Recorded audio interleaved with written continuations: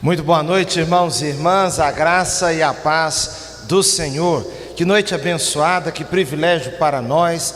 Queria externar aqui a minha gratidão ao nosso Deus pela oportunidade de estar aqui no Seminário Equatorial. Eu tinha muita curiosidade de conhecer aqui, por ocasião da Assembleia da Convenção, há algum tempo atrás, eu pude apenas passar muito rapidamente e hoje estou tendo a alegria de conhecer um pouco melhor. Quero agradecer a Deus em primeiro lugar, também ao pastor Jefferson, ao nosso reitor agora, o pastor Fernando Brandão, a quem estou ajudando lá também no Seminário do Sul, dando aulas e também participando daquilo que sou convidado para colaborar. Quero também, meus irmãos, externar aqui a minha alegria de estar com o Dr. David Allen, que pregou em nossa igreja no último domingo, tendo sido também uma grande bênção. Essa história de ser pregador nos deixa em situações às vezes bem embaraçosas.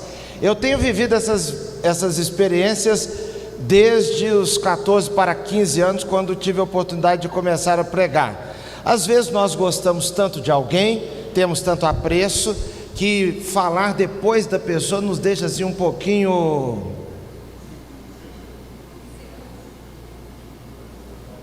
com tremedeira. Também quero externar a minha alegria de estar com os pastores aqui. Pensa num sujeito que gosta de pastor. Sou eu. Meus irmãos, a minha esposa fala: você começa a chegar no meio do monte de pastores, começa a ficar alegre. Então eu estou muito feliz aqui de estar com os pastores, também com os nossos seminaristas. Antes da leitura da Bíblia, eu queria destacar também uma situação que estou vivendo aqui.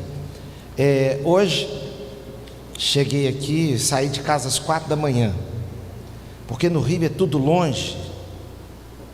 Então o voo foi para Belo Horizonte e cheguei aqui até que não foi tão tarde, foi até no horário bom, mas eu estava com bastante fome e eu almocei aqui umas coisas meio diferentes.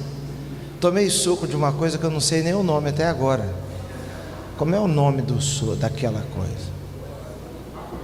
Como é? Bacuri? Tem um certo gosto de banana assim, não tem não? Eu achei que tinha um pouquinho, parecia que tinha um pouquinho de banana. Mas eu gostei muito. Eu gostei tanto que eu estou até animado para a janta agora. Então, eu acho que vai ser uma benção. Quero convidá-los, irmãos, à leitura da palavra de Deus, então, em 2 Timóteo, no capítulo 2. 2 Timóteo, capítulo 2. Eu quero agradecer a você que depois da palavra do Dr. David Allen permanece aqui para me dar a honra de expor aqui o texto bíblico. Quero também dar uma palavra de apreço ao nosso irmão, pastor capelão, que acabou de dar esse testemunho tão lindo. Que Deus o abençoe, muito inspiradora a sua palavra, que Deus o use em todo lugar por onde passar, amém? Irmãos, a minha tarefa então é falar a respeito de 2 Timóteo do capítulo 2, de 1 a 13. Mas nós vamos fazer o seguinte: eu lerei com os irmãos do verso 1 ao verso 3 e depois prosseguiremos na leitura do texto à medida que formos falando. Diz assim a boa palavra do nosso Deus: portanto, você, meu filho, fortifique-se na graça que há em Cristo Jesus. E as palavras que me ouviu dizer na presença de muitas testemunhas, confia-as a homens fiéis que sejam também capazes de ensinar outros. Suporte comigo os meus sofrimentos, como bom soldado de Cristo Jesus. Que Deus abençoe sua palavra aos nossos corações, amém? Vamos orar mais uma vez. Senhor nosso Deus, louvado e engrandecido seja o teu glorioso nome. Obrigado, Senhor Deus, pela exposição da tua palavra que ouvimos ainda há pouco, o testemunho, o coro cantando, os louvores. Senhor, e nós pedimos que o Senhor nos una neste lugar em torno da tua palavra e ministre as nossas almas. Nós oramos em nome de Jesus, amém. Meus irmãos, nós começamos o capítulo 2 com portanto. Sempre que há uma palavra como portanto, isso quer dizer que o que virá à frente é fruto do que foi dito anteriormente. Mas o capítulo 1 é um capítulo que compreende muitos assuntos, como por exemplo, o próprio tema do sofrimento que leva Timóteo a chorar. Também, meus irmãos, a recordação disso para Paulo era inspiradora. E você notará que nas epístolas pastorais o tema do sofrimento é bem presente, mas nunca derrotista. Nunca derrotista. Sempre o tema do sofrimento não vem como com espírito de derrota, mas o sofrimento como marcas de uma guerra, que você leva como um troféu. Você vai adiante, você prossegue. Então Paulo vai dizer a respeito dessa realidade de Timóteo, porque Timóteo, nós sabemos, era um jovenzinho pastor, com uma responsabilidade em Éfeso, provavelmente solteiro e com um problema no estômago. Isso já resume e já dá a ideia de que provavelmente Timóteo vivia uma certa solidão. Eu fui pastor solteiro por 3 anos e meio, e de fato é um desafio. Aí depois vem o desafio de ser pastor casado. Por quê? Porque de todo jeito existem os desafios. Não existe uma maneira de nos livrarmos dos desafios.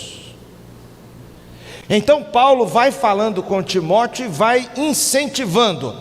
Próximo ao capítulo 2 existe uma situação aqui, que é a situação do abandono. Todos me abandonaram, inclusive Hermógenes me abandonou também, Fileto me abandonou, mas tem comigo, foi próximo a mim, Onesíforo. Agora, portanto, veja só, a liderança, por mais que você esteja envolvido com pessoas, existem momentos que você está perto.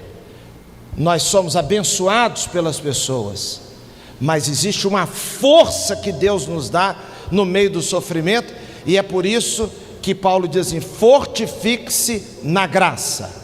Irmãos, a graça de Deus é extraordinária. Nós todos aqui sabemos disso, porque nós somos convertidos. A graça de Deus é fortalecedora. Por quê? Porque quando pensamos na graça de Deus, não há limites para o agir de Deus. A conversão de Paulo, o perseguidor da igreja, aquele que era muito zeloso, fariseu, discípulo de Gamaliel. Irmãos, os fariseus, nós sabemos, tratava-se de uma seita muito zelosa. E Paulo, então, quando conhece a graça de Deus, ele está pensando, está fazendo uma besteira enorme com a sua vida, perseguindo a igreja, indo inclusive até Damasco. Por que que ele vai a Damasco? Por causa da sua vontade de pegar, vontade de prender, vontade de matar. E é isso mesmo, é vontade de matar. Nós sabemos que quando o texto bíblico de Atos diz que ele vai a Damasco, ele respirava ameaças de morte. O respirar no grego ali é a mesma palavra utilizada para o respirar, o fungado do leão. Olha só, quando o leão parte atrás de uma presa, quando o leão dispara e ele chega em cima da presa, ele vai respirando aquela ameaça, ele vai para pegar. Então Paulo foi bufando, ele foi para matar, e ele vai até Damasco, que era uma distância aproximada de uns 160 quilômetros.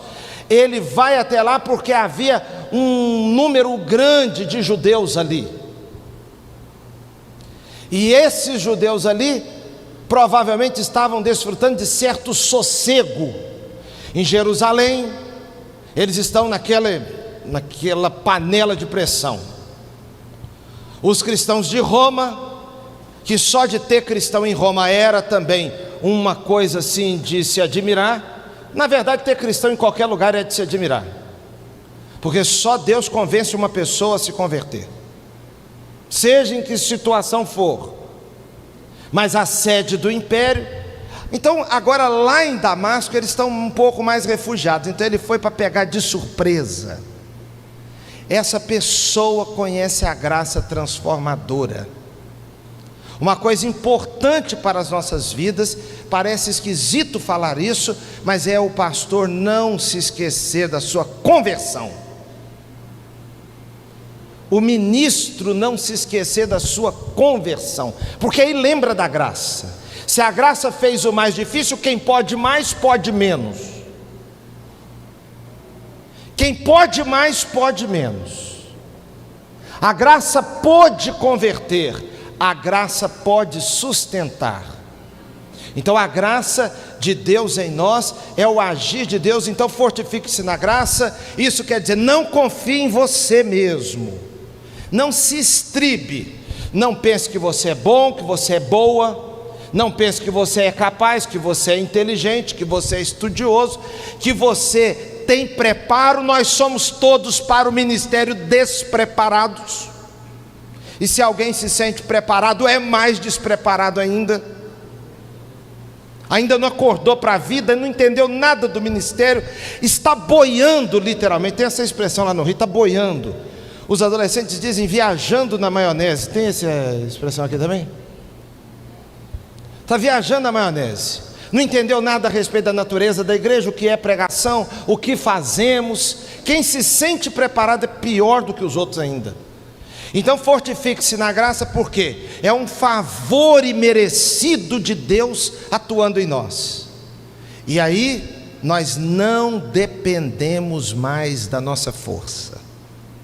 Então eu vou para o ministério, eu atuo no ministério, apesar das minhas lutas, apesar das minhas dificuldades, apesar das minhas limitações, apesar da minha incapacidade. Louvado seja Deus que tem a graça, porque a graça de Deus resolve o que não tem solução para nós. Às vezes alguém da igreja chega para mim e me diz alguma coisa, às vezes reclama, às vezes faz alguma crítica, alguma colocação, faz alguma pergunta e diz: e aí, pastor, o que o senhor acha? Eu disse, muitas vezes digo, eu não estou achando nada. Eu não estou achando nada. A coisa é tão grande que eu não sei nem responder. E agora? Eu falei, e agora que nós vamos continuar sem saber mesmo. E por que é possível continuar sem saber? Por causa da graça de Deus. Nós não sabemos tudo. Isso é igual criar filho. Filho pergunta as coisas, você fica mais confuso do que o próprio filho. Filho precisa tomar decisões, você fica mais confuso do que ele mesmo.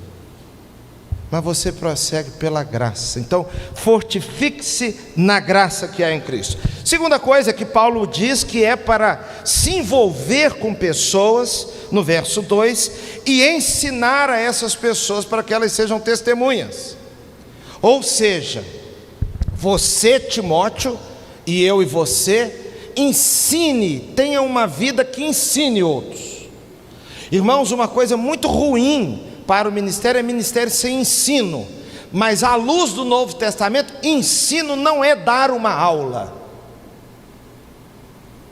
Ensino é mais do que isso. Você sabe que existe uma diferença muito grande, muito acentuada entre pregação e palestra.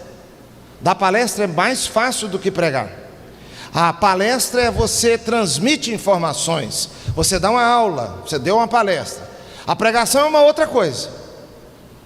Às vezes confunde-se. Há pessoas que pensam que a pregação se caracteriza pela pessoa falar mais energicamente, a aula para a pessoa falar devagar. Não tem nada a ver. Às vezes nós temos um pregador que fala mais devagar, aí alguém diz, não, ele dá mais é uma aula, não é uma pregação. Aí a pessoa entende que o pregador fervoroso é aquele que fala alto, que bate no púlpito. Às vezes está batendo no púlpito, não está dando nem aula e nem pregando. Não é? Às vezes está falando devagar e está pregando. A pregação se caracteriza por uma chamada a uma decisão. uma aplicação direta à vida. Então Paulo está dizendo assim: você chame homens e ensine, através da pregação, mas não só isso, porque o ensino no Novo Testamento tem a ver com o envolvimento da vida.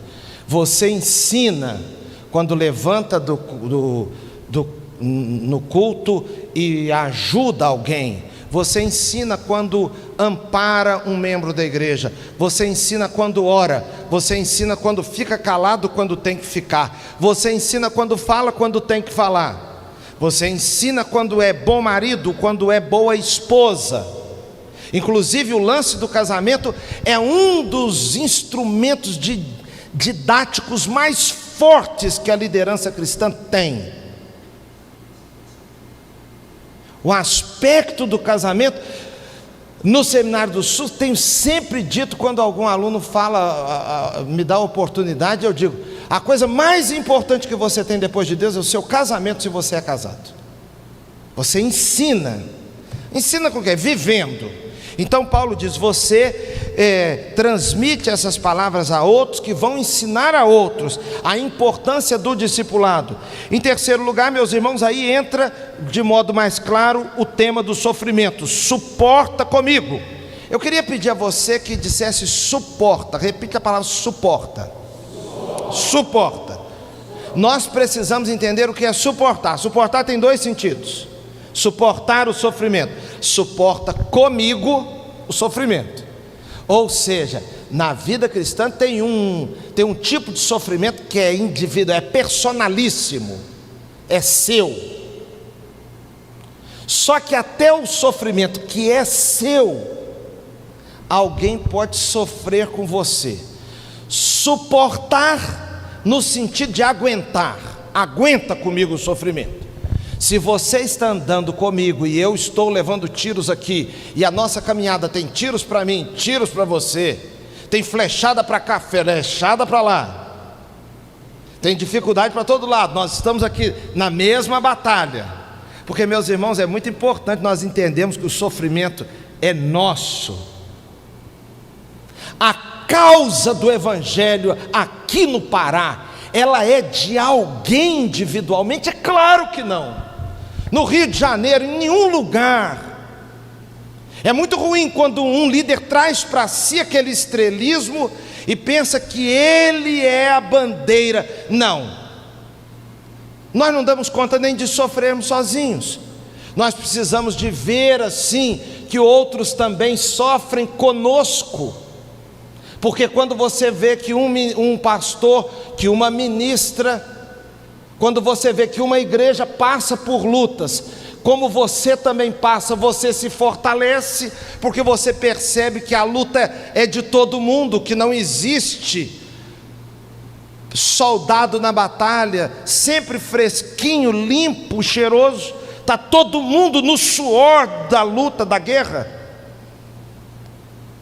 Então tem a presença do outro, nos ajuda, suporta comigo. Eu aguento daqui e você aguenta daí. Então é aguentar o sofrimento, passar pela prova. Mas existe um outro tipo de suportar também. É o suportar no sentido de: coloca o seu ombro aqui debaixo e eu subo em cima e você me suporta. Ou seja, suporta, dê suporte, me ajude. Muitas vezes nós vamos ajudar orando por uma pessoa. Eu fico impressionado que às vezes até nós, os pastores, esquecemos que orar é importante. Quando nós damos uma palavra, quando nós providenciamos alguma coisa. No caso de Paulo, quando alguém dava um recado, até isso era suportar, dar o suporte no meio dos sofrimentos. E qual era a realidade? Nós sabemos, Dr. Allen já disse, Paulo está preso agora. Irmãos, Paulo viveu uma situação nesta prisão devastadora. Por quê? A primeira prisão foi a prisão em Roma. Aquela prisão foi prisão domiciliar. Ele estava preso em Roma, e Atos termina com essa situação, e ele recebe em casa pessoas, ele expõe as escrituras, ele fala da Bíblia, ele faz discípulos em Roma. Então ele está vivendo uma prisão, mas ao mesmo tempo ele está tendo oportunidade de ministrar. Você sabe que ministrar reanima nossas vidas. Quando você prega, a pessoa mais abençoada naquele auditório, se você pregou com sinceridade, é você mesmo. Quando você ora pelos outros, a pessoa mais abençoada nessa oração é você mesmo. Quando você ensina a Bíblia, a pessoa mais abençoada nesse momento é você mesmo. Quando você visita, de vez em quando um colega está passando por alguma situação assim, mais difícil na igreja, e vem pedir uma opinião. Uma das opiniões que eu dou é: visite os crentes, porque é no contato com as ovelhas que Deus usa para te revigorar. Comece a visitar os crentes. Você vai começar a orar lá, vai começar a tomar café, vai começar a comer bolo, você vai começar a receber abraços, você vai começar a ver Deus agindo nos membros da igreja, você vai receber oração enquanto ora, sua vida vai mudar. Então uma coisa muito importante para quem tem preguiça de visitar é largar de ser preguiçoso para mudar de vida. Não é? Então agora Paulo está dizendo, olha, a situação de Paulo. Paulo está lá, preso, tendo contato na primeira prisão, mas agora ele está na temida Marmetina. O que era Marmetina? A Marmetina era uma prisão que ele ficava num buraco. Quando Onesíforo foi atrás de Paulo, provavelmente teve que procurar, porque eram aqueles buracos, como uma cisterna que o preso era colocado lá dentro, úmida, e provavelmente Onesíforo teve que sair procurando. É Paulo, quem está aí? Quem está aí? Então ele está só. Irmãos, a solidão devasta uma pessoa. A solidão acaba conosco. Dependendo do seu temperamento, você se isola. O nosso irmão aqui acabou de dizer e dar um testemunho que quando passou pelo acidente, perdeu a visão. Ele disse que ficou no quarto 3 anos, é isso mesmo, né, que ele falou, não foi? 3 anos no quarto. Dependendo da nossa personalidade, do que estejamos vivendo, a nossa tendência é o isolamento.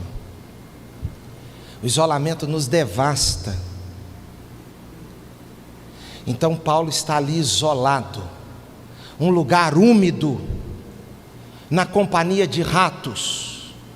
Aí ele diz: suporta os sofrimentos, suporta comigo. E aqui, irmãos, nós temos que lembrar o seguinte: por volta do ano 64, 65, Roma está dominada por Nerinho, desequilibrado ao extremo. Provavelmente colocou fogo em Roma, e como o fogo começou nas regiões da cidade onde haviam mais cristãos, ele culpa os cristãos pelo fogo em Roma.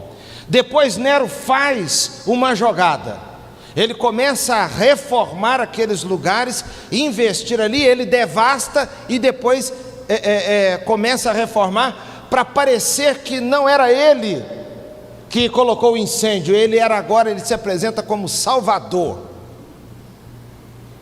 e os cristãos são culpados, e Paulo está dentro dessa panela de pressão, irmãos. Então ele diz: suporta os meus sofrimentos. E aí vem as metáforas. Vamos aqui acompanhar? Primeira metáfora: sofra como bom soldado. Aí, como soldado, verso 4: nenhum soldado se deixa envolver pelos negócios da vida civil. Ou seja, é soldado, é militar. Se é militar, tem que treinar como militar, tem que aguardar como militar. Não vai ser militar e dono da padaria, você vai militar. Você é militar, você não vai virar jogador de futebol profissional, você é militar.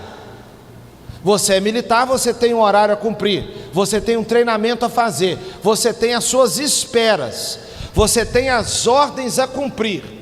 Se você é militar, você não vai fazer outra coisa, porque de um minuto para o outro surge uma necessidade de socorro, e você tem que socorrer. Você não pode estar com outra ocupação. Então, nenhum soldado se envolve com o negócio da vida civil, já que deseja agradar quem o alistou. Depois vem a outra metáfora. Semelhantemente, o atleta.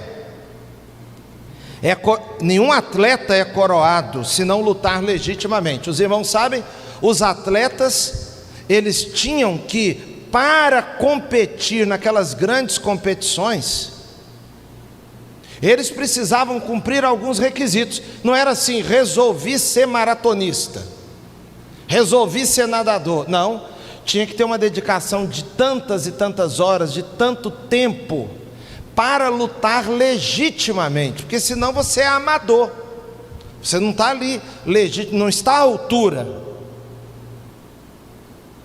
A palavra maratona, por exemplo, surgiu de uma situação, de uma corrida da cidade de Maratona para Atenas, em mais ou menos uns 40, mais um pouquinho de 40 quilômetros.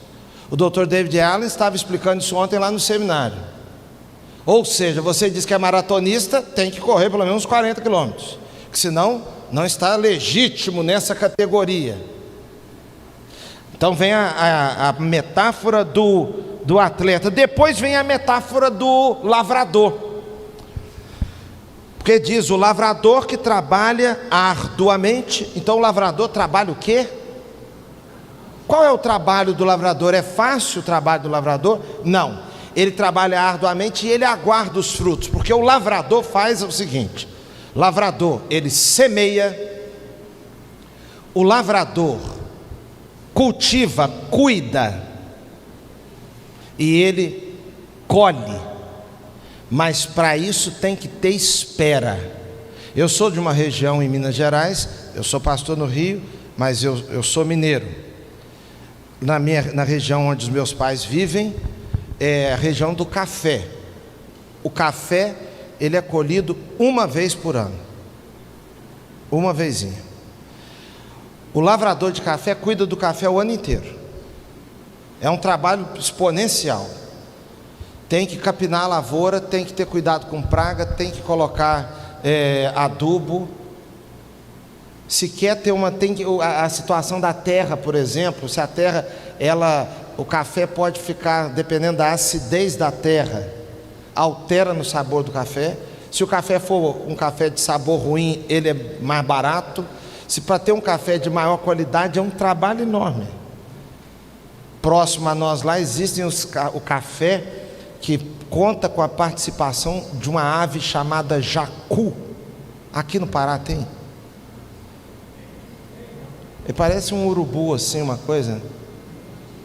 Ele escolhe, o jacu, ele come o café, mas ele escolhe o grão melhor. Aí ele come o café. O processo digestivo apura o café. E quando elimina as fezes, o agricultor tira o café do meio das fezes. Esse custa meio quilo, mais ou menos uns R$50.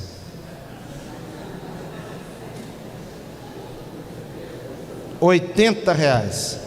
Ganhou o prêmio de melhor do mundo. Agora está todo mundo conversando a respeito do assunto, não é? Meio esquisita a coisa. Tem que prender o jacu, botar o lavrador, ele trabalha arduamente e aguarda os frutos. Irmãos, dessas três metáforas remete a coisa simples. Soldado só é chamado para coisa difícil. Eu queria chamar a polícia, para quê? Não tem um churrasco aqui em casa, queria pedir a viatura mais próxima para vir comer churrasco aqui. Não tem. É o que? É batida de carro, acidente de carro, é gente dando facada no outro. Eu vi um vídeo essa semana, eles estavam espancando um rapaz no meio da rua, porque ele foi roubar uma moto, pegaram o rapaz, mas alguém pegou um pedaço de pau e estava batendo com aquele pedaço de pau com toda a vontade, E o grupo todo, os motoqueiros pararam, pegaram capacete, batendo no rapaz, chutando. Sabe por quê? Porque o ser humano adora pisar no outro. Então chama o soldado para separar aquilo ali. No Rio de Janeiro, uma cidade pacata, simples, tranquila.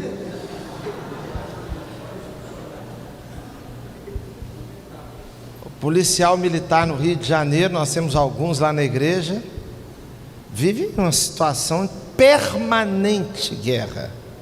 Permanente. Aí ele diz assim: olha, você se comporta como um soldado, se comporta como um atleta. Irmãos, os nadadores ficam tanto tempo na piscina que eles passam a cheirar a cloro. Um rapaz da nossa igreja estava treinando muito e ia abraçar ele, estava com aquele cheiro de cloro. Minha esposa, quando estudava, quando estava fazendo o curso, ficava tanto tempo num lugar estudando anatomia com um cheiro de formal. Uma vez eu fui na casa dela, nós éramos namorados ainda. Quando ela veio me receber, eu abri a porta e veio aquele cheiro de formal. Ela já tinha até tomado banho. Ou seja, a ideia do atleta é gente que se prepara. Tem pastor que não se prepara. Isso é ruim, irmãos. Isso é ruim demais.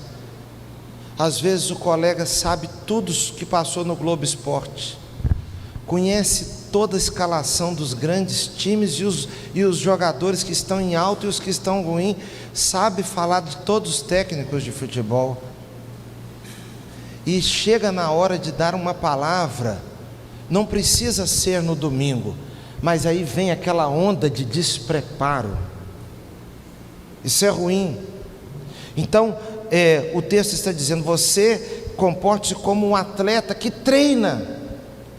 O lavrador, o soldado inclui coragem. Verso 7, estão me acompanhando aí? Amém? Amém. Ô, gente, se vocês começarem a ir embora, eu vou passar uma vergonha com esse americano aqui, fenomenal, hein? Mas está todo mundo aqui ainda, né?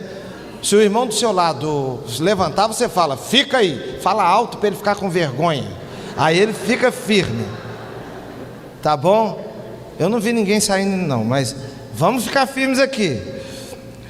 Verso 7: reflita no que estou dizendo, pois o Senhor dará entendimento em tudo. Ou seja, é um convite à reflexão. Pensa nisso, pare para meditar. Verso 8, vamos ler o verso 8. Lembre-se de Jesus Cristo. Vamos ler juntos? Lembre-se de Jesus Cristo, ressuscitado dos mortos, descendente de Davi, conforme o meu evangelho. Agora aqui a nossa grande inspiração.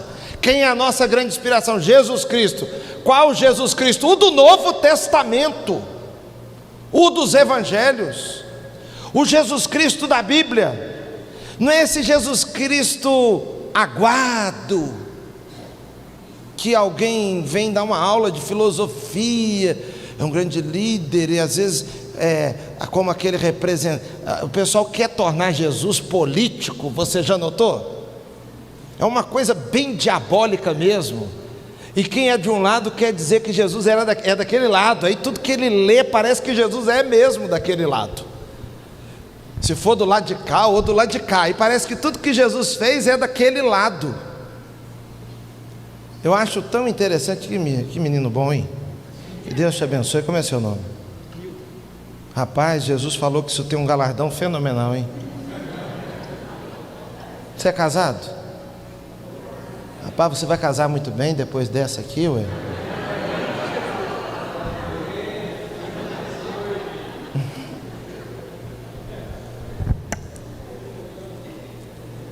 Vai até ligar para a casa dele agora para contar para os pais, né?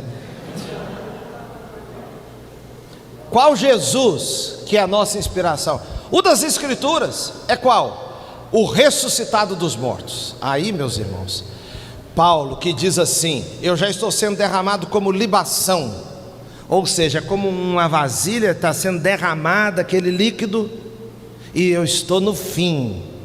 O Dr. Alan disse que dias depois ele deve ter sido morto. Dias depois. Então preste bem atenção. Ele está olhando para quê? Para a morte? Ele está olhando para a ressurreição. Jesus ressuscitado dos mortos, descendente de Davi, ou seja, Messias, Rei, Senhor. Esse é nosso Deus, irmãos, é o Jesus que pregamos, é esse. Então a nossa inspiração é quem é Jesus. No verso 9, ele diz: pelo qual eu sofro até estou preso como criminoso. Contudo, a palavra de Deus não está presa. Irmãos, nada prende a palavra de Deus. Nessa época da pandemia aí, resolveram que muitas igrejas iam fechar, no sentido de que a igreja ia acabar. Pessoas preocupadas. A pandemia não acaba com a igreja. O que acaba com a igreja é frieza espiritual. Não é nada disso. Vai mudar de governo, vai acontecer não sei o que, vai acabar com as igrejas. Não, governo não acaba com a igreja. A palavra de Deus está solta. Quando você tem limitação, a palavra de Deus não tem limitação, ela é ilimitada. Deus levanta pessoas, Deus realiza milagres. Então Paulo está dizendo: eu sofro por causa de Jesus Cristo. Mas ele acrescenta um outro motivo de sofrimento. Ele diz: eu sofro por causa pelo qual eu sofro, mas a palavra não está presa. Por isso, verso 10: tudo suporto por causa de quem? De quem? Dos eleitos. Então tem dois motivos aqui. Ele sofre por Jesus Cristo e pela igreja. Tem pastor que, em vez de sofrer pela igreja, faz a igreja sofrer. Irmãos, de vez em quando a gente encontra uns pastores muito corajosos, e aí eu fico até com medo. Eu já ouvi tantas vezes falar assim: não, porque crente começa a dar muito problema, eu faço uma oração. Quem aqui já ouviu isso? Senhor, muda a vida dele ou leva. Teve um que falou comigo: eu peço para levar para outra igreja ou para levar para o céu. Irmãos, eu nunca tive coragem de orar assim, pedir assim: Senhor, quem está atrapalhando a igreja, que você leva para o céu. Eu vou explicar por que eu nunca tive coragem. Porque eu tenho medo de amanhã os irmãos estarem me sepultando. Eu tenho medo, porque a chance do pastor ser o entrave da igreja é muito grande. Você vê que quase toda confusão tem um pastor por trás. Na denominação é batata. Na denominação não tem erro. Quem arranja confusão somos nós mesmos. E não precisa ficar ofendido não, porque é a mais pura verdade que eu estou falando. Ninguém diz amém. Quero ver da glória agora, né? Ninguém fala ô glória, não. Fica todo mundo ali. Eu não fica com raiva também do que veio de fora, porque eu estou vindo de fora, mas eu sou de dentro. Nós somos um, nós somos os batistas brasileiros. Amém? Amém. Amém. Amém. Graças a Deus. Depois não pode não, hein? Pode fazer mal ao coleguinha aqui não, tá bom? Então olha, ele suporta pelos eleitos, para que também eles alcancem a salvação que há em Cristo Jesus. Aí vem uma sequência do verso 11 ao 13. Nós estamos caminhando aqui. Olha, esta palavra é digna de toda confiança. Eu quero pedir aos irmãos que leiam comigo. Eu estou na Nova Versão Internacional. Vamos juntos? Se morremos com Ele, se morremos, o que diz o texto? Com Ele viveremos. Porque para viver tem que morrer. Se o grão de trigo caindo na terra não morrer, não dará fruto. Então morreu para o mundo. Isso nós concordamos e pregamos, porque para nós morrer para o mundo, irmãos, é só morrer para os vícios, para o cigarro. Aí a gente lembra, quando está pregando, daquelas coisas que nós não estamos, com as quais nós não estamos envolvidos. Morrer para o forró, morrer para o boteco, Se você não está no forró, é fácil morrer por forró, mas tem umas coisas mais profundas, mais difíceis do que morrer por forró. Então Paulo está dizendo, olha, se nós morrermos, nós viveremos. E ele está olhando para onde? Para a eternidade. Se perseveramos com ele, reinaremos. Ou seja, vamos participar do reino celestial. Esse assunto do reino é bem difícil, viu? Não é simples isso não. Uma vez eu assisti uma aula sobre o tema reino de Deus. No final eu estava perguntando uns para os outros lá, ninguém tinha entendido absolutamente nada. Nós estávamos até sem graça com o professor, porque ele perguntou alguma pergunta, nós não estávamos sabendo nem elaborar a pergunta. Mas o fato é que nós acreditamos que estaremos com o Senhor, reinaremos. Agora, e se negarmos? Ele nos negará. Será que a negação aqui é a negação de Pedro? Não. É a negação da pessoa de Cristo na vida. Mas aí, no verso 13, se somos, vamos ler juntos, se somos infiéis, Ele permanece fiel, pois Ele não pode negar-se a si mesmo. Oh, glória! Pode falar glória, né? Amém, glória. Aleluias. Louvado seja Deus. Por quê? Porque se eu sou infiel em alguma coisa, Deus não muda. Deus não muda. Malaquias vai dizer que se Deus mudasse, nós seríamos consumidos. A natureza de Deus é fiel. Deus não nos larga, irmãos. Que Deus é Pai. Deus é Pai. Se o pastor aprontar, Deus está com ele, abençoando com quê? Disciplina no elemento. Não é abençoando batendo palma para ele, é abençoando mandando um Natan conversar com ele. E aí o Natan diz, esse homem és tu. Aí ele diz, eu errei, eu pequei. Aí Natan diz, então você não morrerá. Você decretou a morte, mas você não morrerá. O que vai acontecer com você? Agora, tem consequência aí, Davi. Tem consequência. Não vai ficar por isso mesmo, tem uma consequência. Mas eu sou tão fiel, porque quando um filho apronta, uma filha apronta, você não deixa de ser pai. Você é tão fiel que você vai atrás e corrige, dá castigo e dá uma segunda chance. Porque o nosso Deus, por ser fiel, restaura e usa novamente. Restaura e usa outra vez. E eu queria então, pastor Jefferson, chamar a atenção para algumas aplicações bem rápidas. Eu já perdi a conta do tempo aqui, mas também não vamos tocar nesse assunto, amém? E quem está achando que eu estou falando demais, lembre-se que você também costuma fazer a mesma coisa lá na sua igreja. Então é bom para você ver o que é bom para tosse, tá bom? É bom para você ver como é que é você.